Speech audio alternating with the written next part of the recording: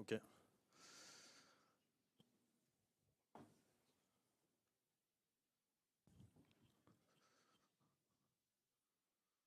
Bonjour à tous, bienvenue pour cette session dans laquelle on va parler de containers et plus exactement de Kubernetes. Je m'appelle Clément Goileau, je suis architecte solution chez AWS. Je travaille avec les clients français, les entreprises françaises dans le secteur des médias. Je vais commencer cette session par une introduction, puis ensuite je passerai la parole à Alexandre de l'entreprise Conto qui partagera leur retour d'expérience sur l'utilisation de Kubernetes sur AWS et les choses qu'ils ont mis en place pour mieux maîtriser leur cluster. Ensuite, on aura mon collègue Firas qui viendra vous présenter la fonctionnalité qu'on a sortie en décembre dernier et qui s'appelle EKS Automode. Alors, pour commencer la session, bien sûr, on va parler de Kubernetes. Rassurez-vous, on ne va pas faire tout l'historique. Hein, c'est une techno qui a fêté ses 10 ans l'année dernière. Peut-être qu'on peut démarrer à main levée. Qui utilise aujourd'hui Kubernetes ou travaille dans une entreprise qui utilise Kubernetes? Levez la main. Ok, donc vous êtes au bon endroit, ça fait pas mal de monde. Ok. Alors cette statistique, pour introduire la session, 84% des entreprises sollicitées via une étude qui a été menée par la Cloud Native Computing Foundation utilisent Kubernetes. On en parlera un petit peu après de Carpenter. Mais ils utilisent Kubernetes, soit pour des applications qui sont en production, ou alors pour des applications en expérimentation. Voilà. En tout cas, ce chiffre relativement élevé de 84% des entreprises qui l'utilisent. Alors on peut se poser la question, pourquoi les entreprises utilisent-elles Kubernetes? On va en voir là quelques-unes, c'est pas forcément exhaustif, hein, c'est pas forcément issu de la CNCF. Mais voilà, quelques-unes, on va parler de scalabilité, on va parler d'écosystème, on va parler de fiabilité, de flexibilité, etc. Je vais m'arrêter quand même sur deux d'entre elles, je pense qu'ils reviennent assez souvent. La portabilité, ça c'est vrai que c'est un élément qui revient assez souvent quand on discute avec les entreprises qui utilisent du Kubernetes. Cette capacité avec cette techno open source de pouvoir la déployer où on le souhaite. Ça peut être sur son laptop, ça peut être sur AWS, ça peut être on-prem, ça peut être ailleurs. Voilà. Donc il y a cet avantage-là. C'est une des raisons qui fait qu'ils utilisent Kubernetes. Une autre dont je voudrais parler, c'est les architectures microservices. On voit de plus en plus d'entreprises qui adoptent ce type d'architecture, qui font évoluer leurs applications existantes ou alors qui développent de nouvelles applications en utilisant ce type d'architecture. L'intérêt, c'est de pouvoir accélérer les cycles de développement et de déploiement, accélérer in fine l'innovation.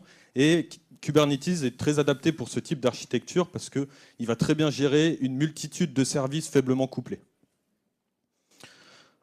Donc beaucoup d'entreprises qui utilisent Kubernetes, on a vu les raisons qui font qu'elles utilisent Kubernetes. Néanmoins, déployer, opérer du Kubernetes, c'est pas une chose évidente, c'est pas facile. C'est pour ça qu'en décembre 2017, on a sorti un service, AWS a sorti un service qui s'appelle Amazon EKS pour Elastic Kubernetes. Vous le savez sûrement, mais sur Kubernetes, on distingue deux parties. On va avoir la première partie, c'est le control plane. Control plane, lui, c'est ce qui fournit les fonctionnalités du cluster. Dedans, on va retrouver par exemple le serveur API ou la base de données etcd qui stocke les objets. Et ensuite, on a la partie data plane. La partie data plane, c'est ce qui va permettre d'exécuter les applications qui sont conteneurisées. Avant décembre 2017 et qu'on sorte le service Amazon EKS, les entreprises qui souhaitaient faire du Kubernetes, elles devaient elles-mêmes installer, configurer et maintenir leur cluster Kubernetes dans la globalité, en totalité. Avec la sortie d'EKS, on prend en charge l'installation et le maintien en condition opérationnelle, si on peut dire, du control plane. Donc on décharge les entreprises qui le souhaitent et qui utilisent le service Amazon EKS. Quand on a sorti Amazon EKS, on s'est fixé plusieurs objectifs, on a fixé plusieurs principes, on va en voir quelques-uns, 3 assez rapidement. Le premier, c'est de fournir une solution fiable et sécurisée pour les entreprises pour qu'elles puissent exécuter Kubernetes. Le deuxième, c'est qu'elles puissent déployer des applications qui soient fiables, résilientes et sécurisées en utilisant le service Amazon EKS. Et la troisième, c'est qu'on s'est engagé à utiliser les versions originales, natives de Kubernetes.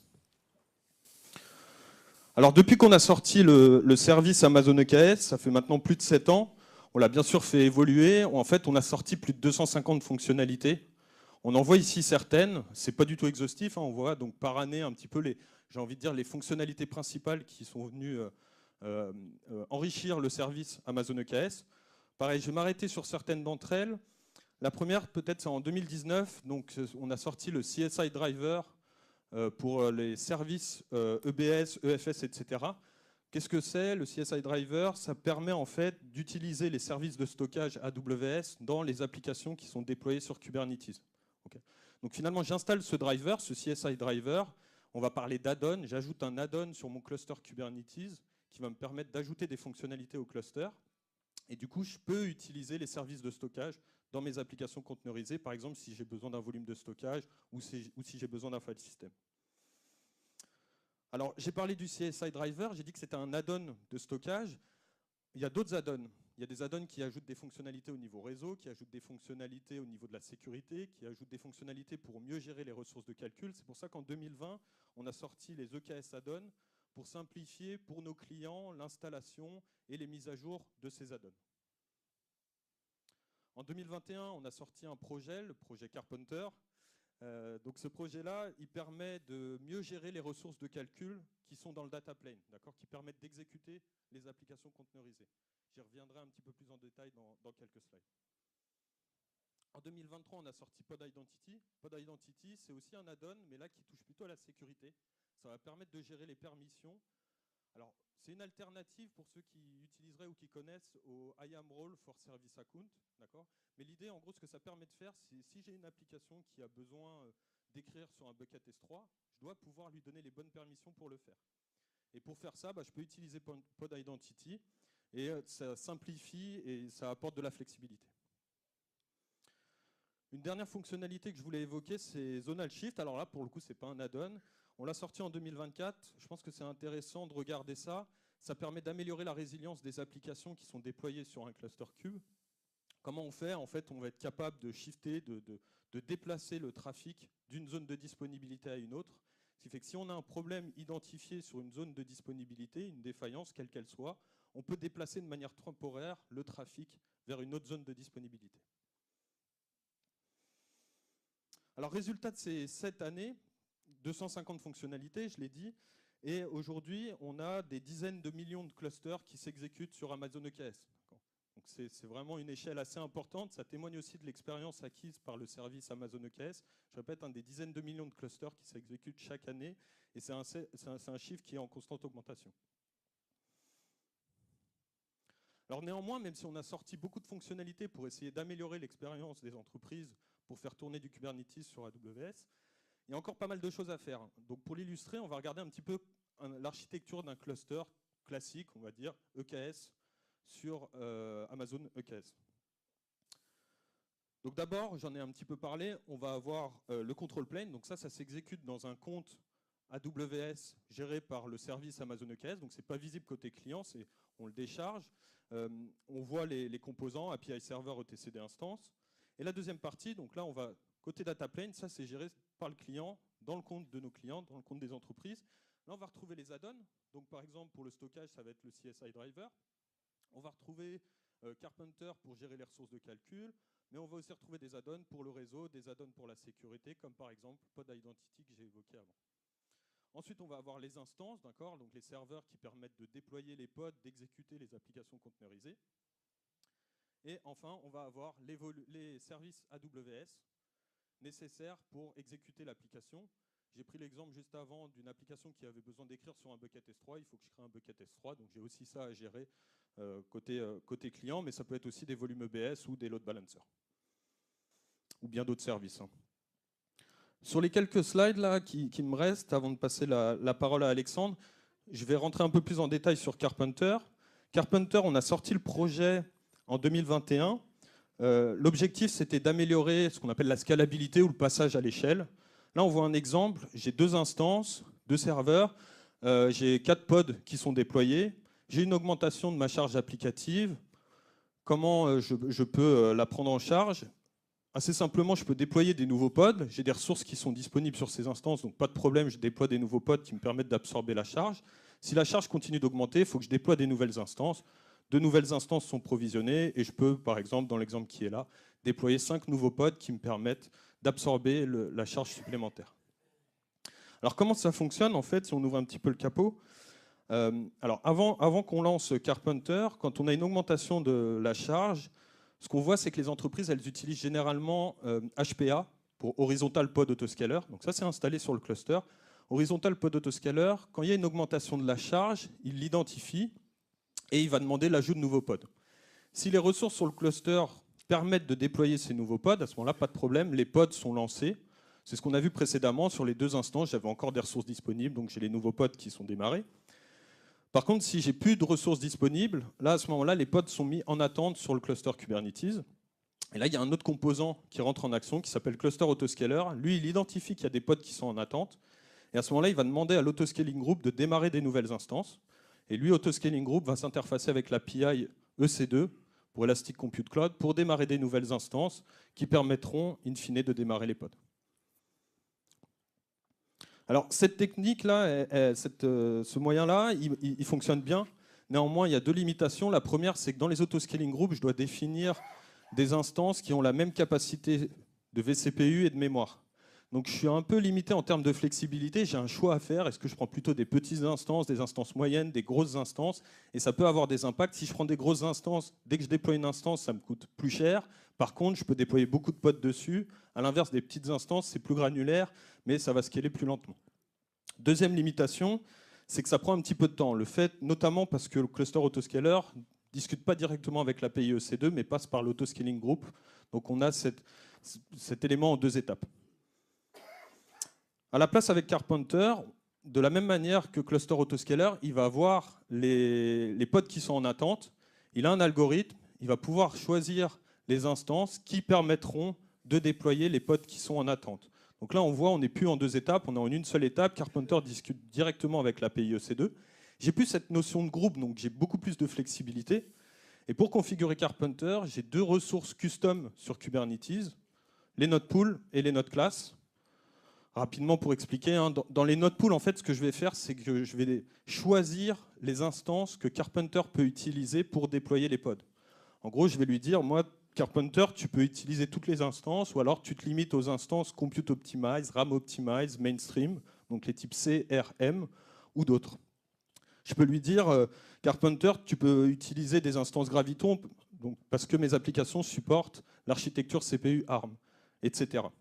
Je peux lui dire, tu peux prendre du spot, tu peux prendre de l'on-demand. Sur les nodes classes, donc côté node pool, on choisit les instances, ou on restreint le champ des possibles pour Carpenter. Sur les nodes classes, on configure les instances. Une fois que Carpenter a choisi les instances qui permettront de démarrer les pods, on doit lui dire, voilà comment tu dois configurer les instances. Et là, du coup, on va lui donner la configuration réseau, dans quel subnet il doit exécuter les instances, l'image OS, les permissions IAM au travers d'un rôle, etc. On a vu comment Carpenter s'y prend pour passer à l'échelle, mais en fait, on se rend compte que ça apporte bien plus de bénéfices pour les entreprises qui l'adoptent. Je vais en évoquer certaines. La première, c'est l'optimisation des coûts, notamment parce qu'il lève une des limitations qui était d'avoir une taille d'instance définie dans les autoscaling groups. Là, on n'a pas une taille d'instance définie, on est beaucoup plus flexible, donc il peut démarrer des grosses instances, des petites instances, et il peut aussi, il simplifie l'adoption des instances avec des architectures CPU ARM, l'adoption également du spot auprès des entreprises. Le deuxième élément, c'est que dans son algorithme, il est capable de faire de la consolidation. Donc en fait, s'il voit qu'il y a des nœuds, des instances qui sont sous-utilisés, il va déployer des nouveaux nœuds plus petits qui permettront d'optimiser les coûts. Deuxième avantage, c'est la gestion de charges applicatives variées. Donc on peut déployer un node pool et mettre toutes les applications dedans, ou alors on peut déployer plusieurs node pools. Le cas typique classique, c'est j'ai des applications qui ont besoin de hardware spécifique, par exemple avec du GPU. Je peux faire un node pool dédié, ça m'évitera que les autres applications utilisent ces instances qui ont un coût un petit peu plus élevé, ou beaucoup plus élevé. Dernier élément, simplification des mises à jour. Dans le node class, j'ai dit qu'on pouvait configurer l'OS et la version de l'OS.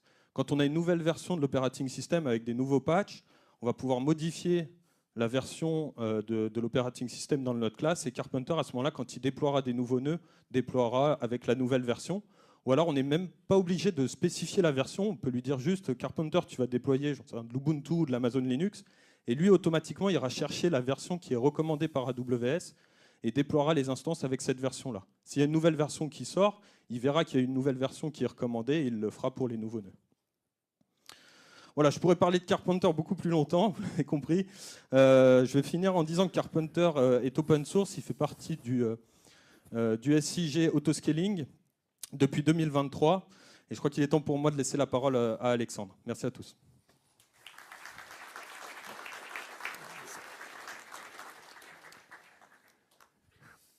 Bonjour à tous, je suis Alexandre Dias, SRE chez Conto.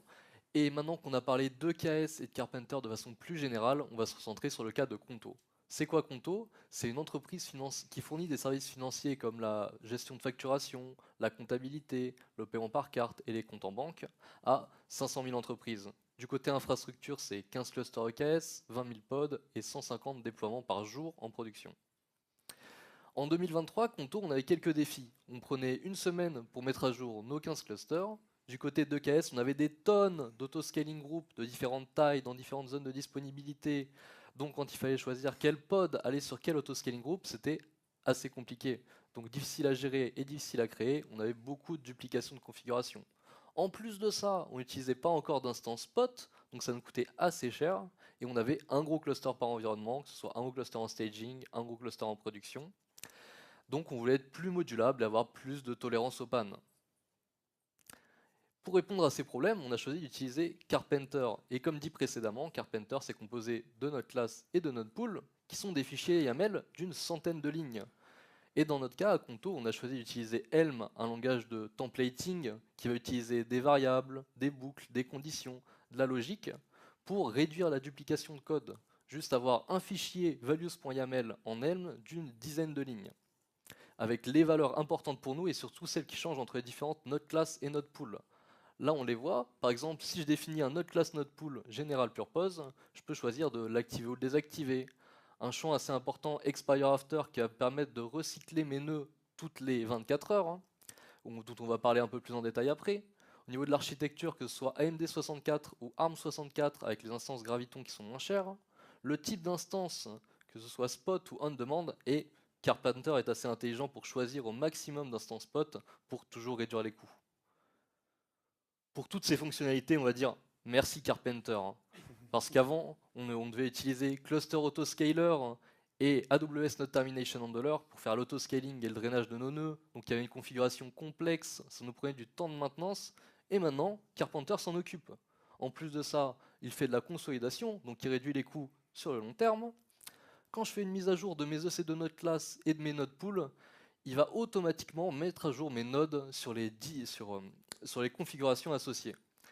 Euh, quand j'ai des applications legacy, par exemple, qui ont des pics d'activité pendant la journée et que je ne peux pas redémarrer pendant la journée, je peux mettre un disruption budget qui va être une plage de maintenance, par exemple de 21h à minuit, où je vais décider de pouvoir redémarrer ces nœuds-là et donc pouvoir redémarrer ces applications. En parlant de redémarrer des nœuds, le champ expire after, c'est un time to leave, un TTL pour les nodes. Donc avant, on devait redémarrer nos nœuds à peu près tous les 3 mois quand on faisait une mise à jour, que ce soit Carpenter ou Kubernetes. Et donc, on ne se rendait pas forcément compte de plein de problèmes invisibles, comme des probes sur des services back-end qui étaient mal configurés lors du redémarrage de nos services, ou encore un service qui, quand il était inaccessible, créait une cascade d'autres problèmes sur d'autres services. Donc ça nous a vraiment permis de faire un début de chaos engineering et surtout fiabiliser votre plateforme sur le long terme. On s'est concentré d'abord sur le monocluster avec Carpenter, maintenant on va parler du multicluster. Comment on le fait à Conto? On va choisir d'utiliser un VPC et un ALB pour un cluster. Parce que comme ça, en cas de problème, si j'ai une erreur de configuration, que ce soit du côté Conto ou côté AWS, des fois il y a des problèmes qui arrivent, on est moins affecté. On a un setup actif-actif avec Route 53 et des health checks qui permettent de rediriger le trafic réseau d'un cluster à l'autre. Et on peut aussi le faire manuellement si on veut faire des exercices de charge par exemple. Concrètement, pour ça, on va utiliser un module Terraform qu'on a créé avec deux autres sous-modules AWS, EKS et EKS Blueprint Add-on, parce qu'un cluster Kubernetes sous AWS, c'est pas que le service EKS. On doit avoir un VPC, un ELB, des rôles IAM, des clés KMS, et en plus de ça, des add-ons, que ce soit kubeproxy, CoreDNS, CSI, CNI et les contrôleurs. Et dans notre cas, on a choisi aussi d'installer Carpenter, avec des nodes groupes EKS qui font tourner Carpenter, car on ne veut pas faire tourner Carpenter sur Carpenter pour éviter certains problèmes. Donc avec tout ça, vous avez le minimum vital pour déployer votre cluster en un seul module. Mais elle est où la plus-value pour votre entreprise? Est-ce que c'est votre cluster? Non, c'est les applications qui tournent sur ce cluster. Comment vous les déployez? Comment vous les gérez?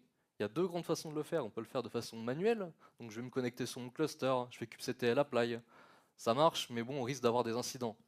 Ou utiliser du GitOps. Comme le fait Conto, on va avoir notre cluster avec son état qui va être défini dans Git.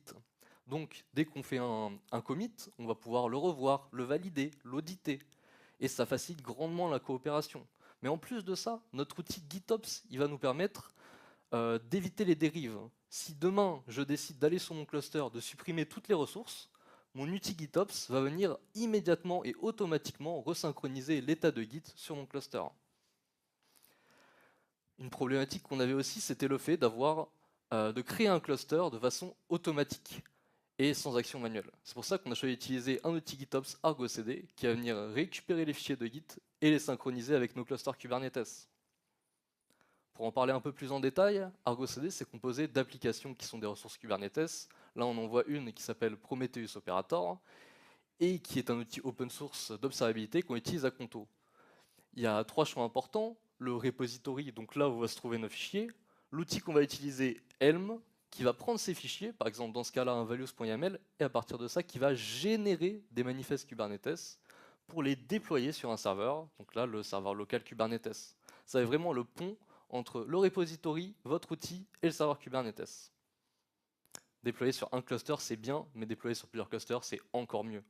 Donc c'est pour ça qu'on va utiliser les application set Argo CD qui vont venir avec, en plus de ces détails avant, une liste de clusters et qui va venir déployer nos applications directement sur tous les clusters qu'on a définis. Comment on utilise ça concrètement à Conto? Avec Argo CD, le GitOps, c'est bien, mais on a une problématique. Réduire la duplication de code tout en gardant des spécificités, que ce soit au niveau de l'environnement, la région, du cluster. Pour ça, on va directement dans notre repository Git avoir plusieurs étages, 1, 2, 3, 4. Les values.yaml à l'étage 1, les champs des values.yaml à l'étage 1 vont écraser ceux de l'étage 2, qui vont écraser ceux de l'étage 3, etc. Si je prends un exemple, mon application Prometheus précédente, je vais ouvrir le fichier dans staging EUS3 cluster 1 values.yaml et je vais mettre le champ log level à debug. Ce qui veut dire que seulement mon application Prometheus dans le cluster 1 va avoir des logs au niveau des bugs et pas dans les autres clusters, pas dans les autres environnements. Minimum de duplication de code tout en gardant des spécificités. En plus de ça, on peut ajouter des paramètres dans l'application Argo CD, que ce soit la plateforme ou l'environnement staging et la région EUS3. Donc si demain j'ai envie d'ajouter un nouveau cluster, je crée un dossier cluster 4 avec un fichier values.yaml et ça me déploie cette application sur mon nouveau cluster. Et c'est aussi simple que ça. Maintenant, je viens de déployer un nouveau cluster, c'est super, mais je tombe sur encore un problème.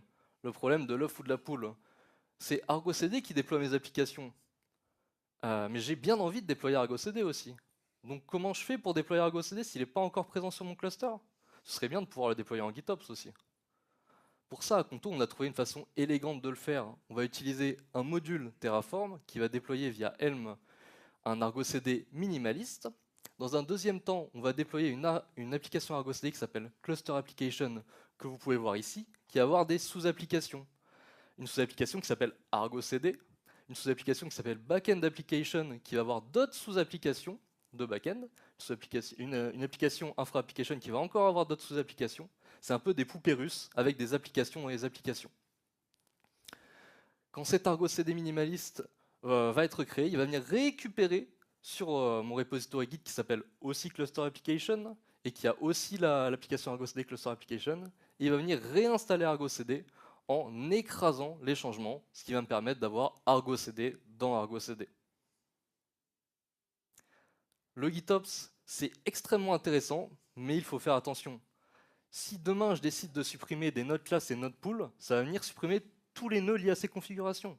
Si je supprime une application Argo CD top level qui contient d'autres applications Argo CD, ça va supprimer en cascade les dépendances. Si je supprime des namespaces, ça va supprimer toutes les ressources liées à ces namespaces. Donc pour éviter les incidents, chez Conto, on a choisi d'utiliser Kyverno, un outil open source de policy as code qui nous permet de définir des règles. Par exemple, quand je vois l'action supprimer node class, je la bloque. Ce qui permet à Conto de sécuriser la façon dont on fait du GitOps. On a parlé de Conto en 2023, mais maintenant, Conto en 2024, on a pu déployer plein de nouveaux environnements en multicluster Kubernetes. Ça a fiabilisé notre production, amélioré notre tolérance aux pannes, beaucoup réduit notre maintenance. On passe de faire des maintenances la nuit pour certaines applications d'infrastructure à les faire en journée sans peur et sans downtime. De grosses économies, 55%, grâce au spot sur tous nos environnements, la consolidation Carpenter, l'utilisation d'ARM. Et le futur en 2025, il y a quelques points importants pour Conto. Par exemple, pour la partie Chaos Engineering, on a parlé des Expire After de Carpenter, mais il y a un service qui le fait chez AWS, c'est AWS Fault Injection Service. Et il vous permet de désactiver un cluster, désactiver le réseau vers un cluster, donc de tester vos configurations. On va encore réduire la maintenance de nos clusters parce qu'il reste quelques actions manuelles, comme le fait de passer les configurations de staging aux configurations de production. On va généraliser le multicluster Kubernetes sur nos derniers environnements legacy. Pour ça, on va refactorer notre pipeline de CI/CD. Enfin, on a pu regarder Automode, mais on n'a pas encore pu tester. Mais ça avait l'air extrêmement intéressant, surtout si vous commencez EKS. Donc je vous conseille de bien écouter la prochaine partie présentée par Firas d'AWS.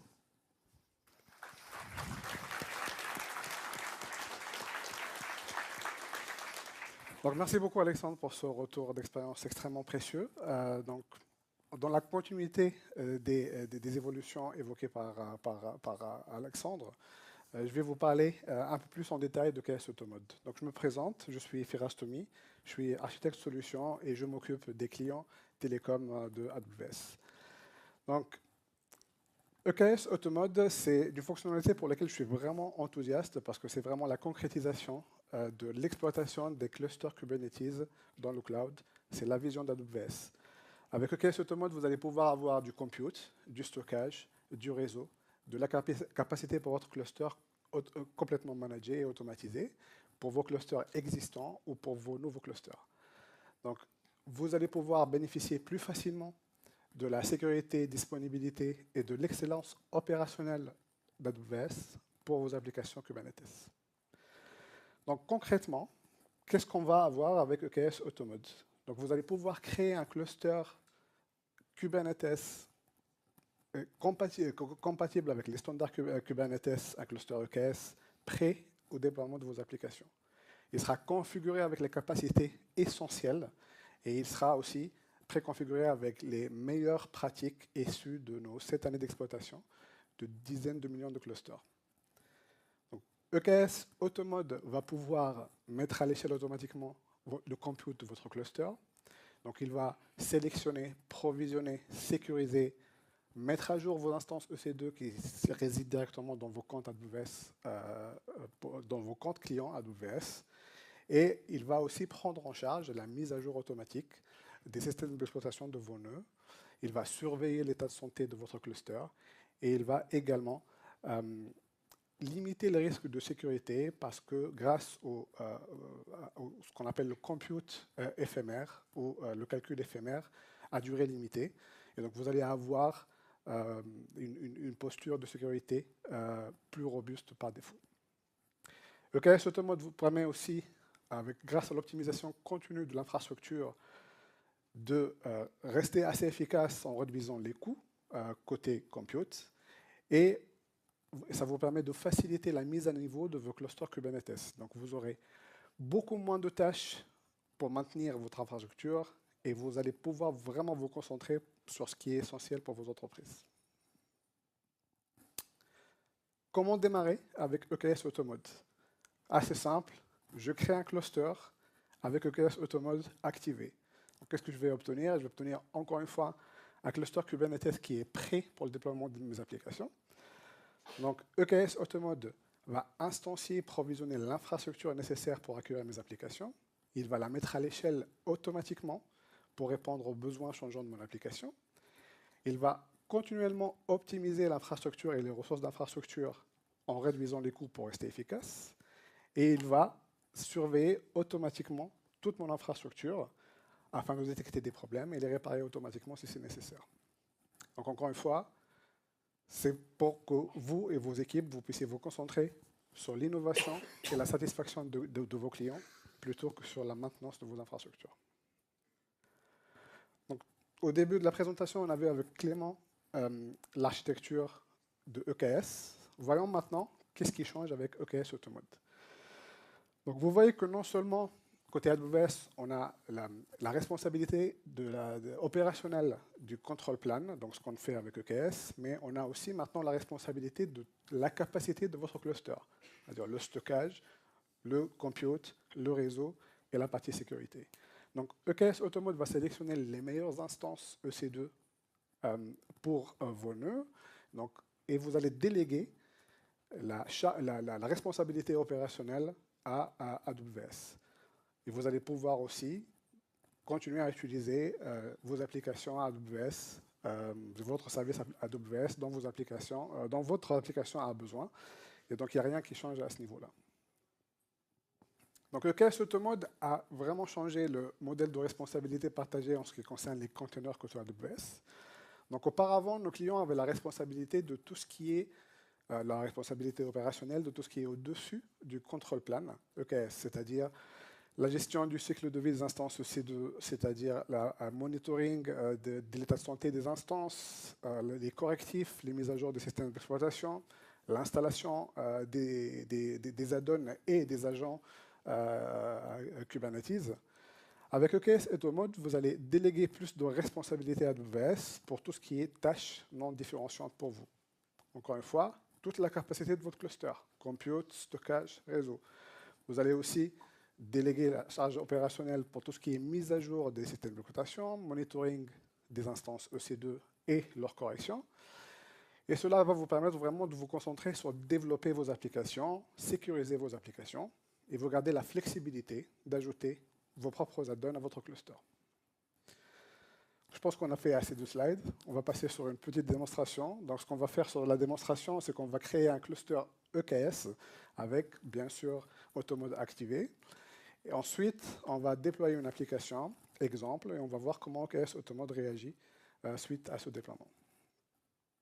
Donc, ce que je vais faire, c'est que je vais aller sur la console EKS et je pense que ceux qui sont familiers ici dans la salle avec la console EKS classique, vous allez voir quelques changements. C'est dû au fait qu'il y a pas mal de paramètres qui sont configurés par défaut pour EKS Automode. Donc ce que je vais faire, je vais sélectionner ici la version Kubernetes dont j'ai besoin. Je vais sélectionner un rôle IAM pour mon cluster, le bon rôle. Je vais sélectionner un rôle IAM pour mes nodes. J'ai un VPC qui est automatiquement affecté à mon cluster. Ce que vous allez voir, c'est tous les paramètres qui sont fixes tout au long du cycle de vie de mon cluster, ceux sur lesquels je peux agir. Vous voyez le node pool de type généraliste dont je suis administrateur. Vous voyez la configuration réseau de mon cluster. Et en bas, vous voyez que la journalisation et l'observabilité a été activée pour mon cluster. Donc j'appuie sur le bouton Create. Et je vais lancer la création de mon cluster. Donc vous allez voir que votre cluster va rester un moment sur l'état création. Donc, qu'est-ce qui va se passer? EKS, pendant ce temps, va instancier un control plan hautement disponible pour vous. Au bout de quelques instants, votre cluster va passer à l'état actif. Et donc là, vous allez obtenir un cluster Kubernetes entièrement fonctionnel, prêt au déploiement de vos applications. Donc, on scrolle un peu, on va voir que EKS Automode est activé pour ce cluster. Vous allez voir les autres paramètres dont vous avez l'habitude en manipulant EKS. Et on va explorer un petit peu les ressources. Qu'est-ce qui a été fait, qu'est-ce qui a été créé. Donc, côté ressources, donc j'ai pas de pod, j'ai pas encore de déploiement, j'ai pas encore d'application qui a été déployée sur mon cluster, donc c'est normal. Côté nœud, ça va être la même chose. Donc, j'ai un cluster EKS qui est fonctionnel, mais qui est dimensionné à 0. Je n'ai pas de coût, pourtant que je ne déploie pas d'application.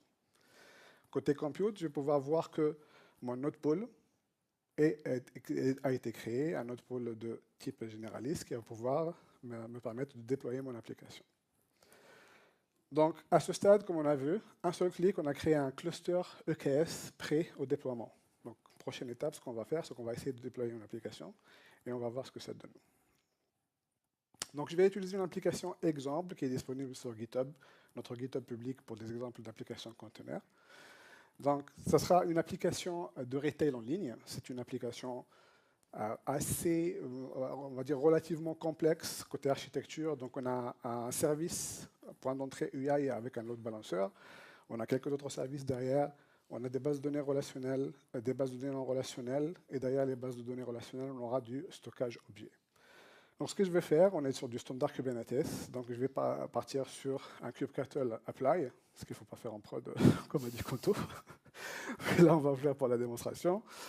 Et donc, on va déployer notre application. Donc, kubectl apply, on va avoir nos config maps, nos déploiements, nos par système de volume, tout ça sera créé pour nous.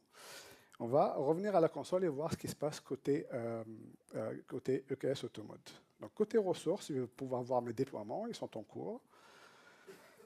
Et je vais aller voir plutôt côté node. Donc, côté node, EKS Automode va instancier un nœud pour moi, pour accueillir mon application. Mais comme j'ai mis une topologie sur mon déploiement, donc je vais dispatcher mes pods sur 3 nœuds. EKS Automode va faire ça automatiquement pour moi. Il va créer 3 nœuds pour moi qui sont déjà en l'état prêt, donc ready. Donc on va revenir sur le déploiement. J'ai mes nœuds qui sont prêts, mes pods qui sont prêts. Donc mes déploiements, au bout de quelques instants, ils vont passer à l'état healthy, ils sont en bonne santé. Donc mon application est déployée. Je vais explorer ce qui a été fait aussi côté ressources, donc côté persistent volume, les volumes persistants. Donc je vais voir que EKS Automode a instancié pour moi un volume stockage bloc, EBS, complètement managé automatiquement pour ma base de données MySQL. Donc automatique, managé, contrôlé et monitoré par EKS Automode. Également, je vais essayer d'aller explorer côté service, côté réseau service. Donc je vais me concentrer sur mon point d'entrée, le service UI dont on a parlé auparavant. Donc, je vais explorer ce que EKS Automode a fait. Donc, j'ai aussi un load balancer de l'infrastructure automatisée qui a été créé pour moi automatiquement par EKS Automode. Donc, on est toujours sur des standards Kubernetes. Donc, pareil, je vais faire un kubectl get mon service UI et je vais voir aussi que c'est un service de type load balancer.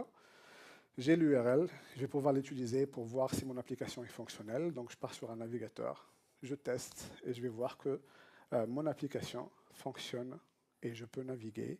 Je peux ajouter des produits à mon panier et je peux passer au paiement, etc. Donc je m'arrête un instant juste pour résumer ce qu'on vient de voir. Donc première étape, on a un clic création d'un cluster EKS avec Automode activé. Deuxième étape, on a déployé notre application. Et il n'y a pas de troisième étape, en fait. En 2 étapes, vous avez une application qui tourne sur un cluster Kubernetes. Bien sûr, je tiens à nuancer ce que vous avez vu, parce que, comme on l'avait avec Conto, sur des environnements de production, donc on a quand même une mise en place de pipeline GitOps assez sophistiqués, avec des contrôles rigoureux, pipeline GitOps avec Argo CD, par exemple, contrôle rigoureux avec Kiveno. Donc, ce qu'on apporte avec EKS Automode, c'est la simplification des opérations, tout avec la possibilité de prise en charge de tout ce qui est pipeline pour la robustesse des déploiements en production à l'échelle d'une entreprise. Là, je vais prendre quelques minutes pour parler de la sécurité, parce que la sécurité, c'est la priorité absolue d'AWS, et donc ce n'est pas différent pour EKS Automode. Donc, EKS Automode s'intègre nativement avec les services AWS, vos services préférés de sécurité côté AWS, comme GuardDuty, par exemple. Ça vient avec l'IdentityPod pour l'authentification en amont et en aval avec les autres services AWS, type S3, par exemple. On a la gestion automatique des mises à jour côté système d'exploitation. Et on a même un rafraîchissement automatique tous les 14 jours de tous vos pods, donc avec un patching automatique pour ça.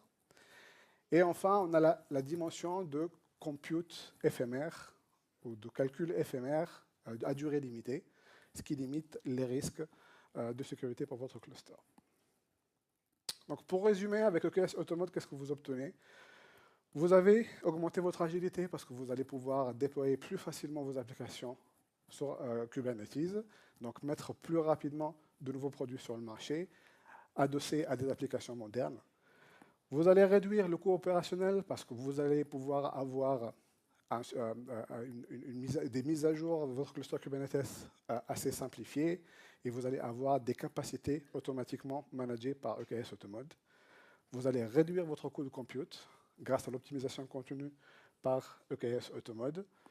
Et enfin, comme on a vu juste avant, EKS Automode est sécurisé par défaut, c'est-à-dire qu'on a la gestion automatique des mises à jour des systèmes d'exploitation avec des systèmes d'exploitation optimisés pour les conteneurs, et bien sûr cette notion de compute éphémère qui renforce par défaut votre posture de sécurité. N'hésitez pas déjà de votre côté d'aller explorer EKS Automode sur vos consoles AWS. N'hésitez pas, grâce à ce QR code, à vous inscrire pour tester et aller plus loin à nos Immersion Day. Il y en a un qui arrive justement le 22 mai sur EKS Automode, il ne faut pas le rater. Aujourd'hui, sur le Summit, l'après-midi, on a un EKS Workshop Deep Dive pour tester vos connaissances Kubernetes. Et bien sûr, j'invite Clément et Alexandre à nous rejoindre pour des soucis d'amélioration continue. N'hésitez pas à répondre à notre sondage, prendre quelques minutes pour répondre à notre sondage. Clément, merci beaucoup. C'était un honneur, Alexandre, pour le témoignage. Merci beaucoup et bon Summit. Merci. Merci à tous. On reste à disposition en dehors de la salle quelques instants si vous voulez nous poser des questions. Merci.